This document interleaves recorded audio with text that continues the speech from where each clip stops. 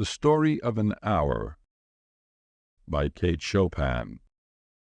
Knowing that Mrs. Mallard was afflicted with a heart trouble, great care was taken to break to her as gently as possible the news of her husband's death.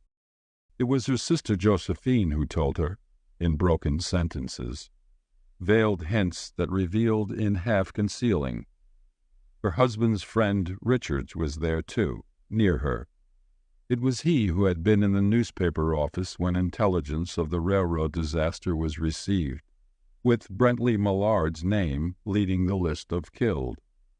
He had only taken the time to assure himself of its truth by a second telegram, and had hastened to forestall any less careful, less tender friend in bearing the sad message. She did not hear the story as many women have heard the same, with a paralyzed inability to accept its significance. She wept at once, with sudden wild abandonment in her sister's arms. When the storm of grief had spent itself, she went away to her room alone. She would have no one follow her. There stood, facing the open window, a comfortable, roomy armchair. Into this she sank, pressing down by a physical exhaustion that haunted her body and seemed to reach into her soul. She could see in the open square before her house the tops of trees that were all a-quiver with the new spring life. The delicious breath of rain was in the air. In the street below, a peddler was crying his wares. The notes of a distant song which someone was singing reached her faintly, and countless sparrows were twittering in the eaves.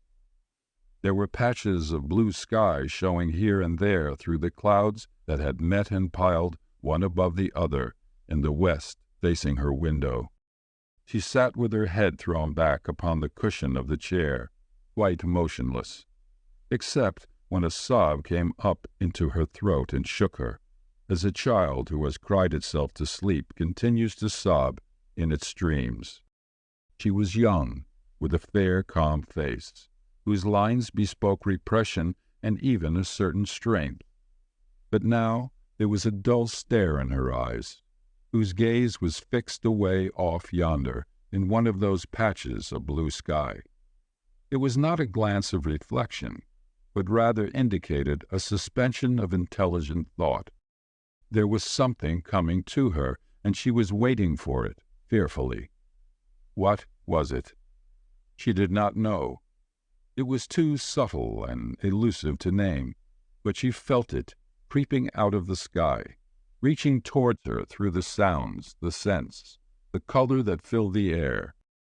Now her bosom rose and fell tumultuously. She was beginning to recognize this thing that was approaching to possess her, and she was striving to beat it back with her will, as powerless as her two white slender hands would have been. When she abandoned herself, a little whispered word escaped her slightly parted lips. She said it over and over under her breath. Free, free, free. The vacant stare and the look of terror that had followed it went from her eyes. They stayed keen and bright. Her pulses beat fast, and the coursing blood warmed and relaxed every inch of her body. She did not stop to ask if it were or were not a monstrous joy that held her. A clear and exalted perception enabled her to dismiss the suggestion as trivial. She knew that she would weep again when she saw the kind, tender hands folded in death, the face that had never looked save with love upon her, fixed and gray and dead.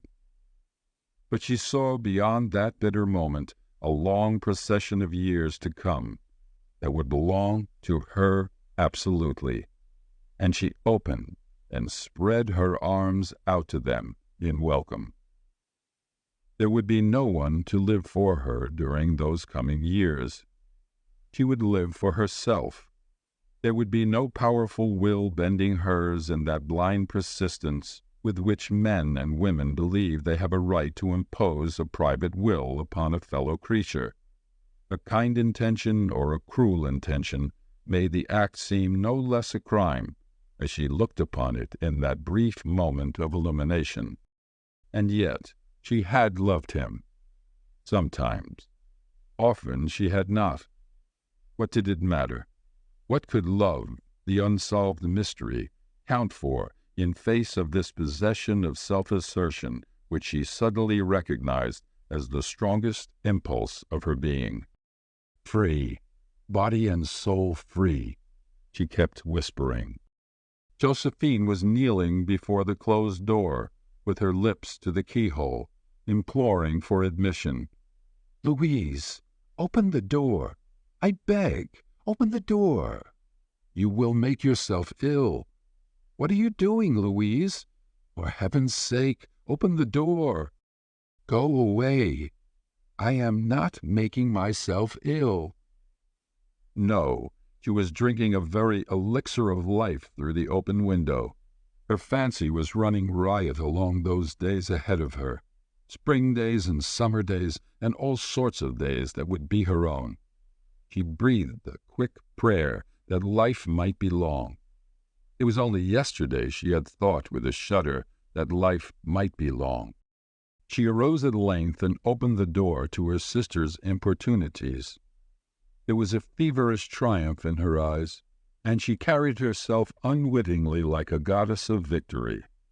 She clasped her sister's waist, and together they descended the stairs.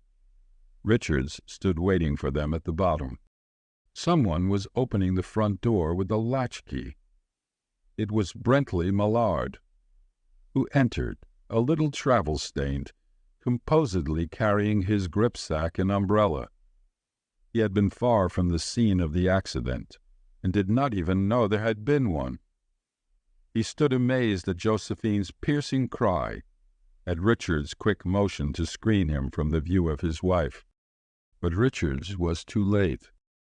When the doctors came, they said she had died of heart disease, of joy that kills. If you like the video, put a like, subscribe to the channel and click on the bell to not miss our new videos.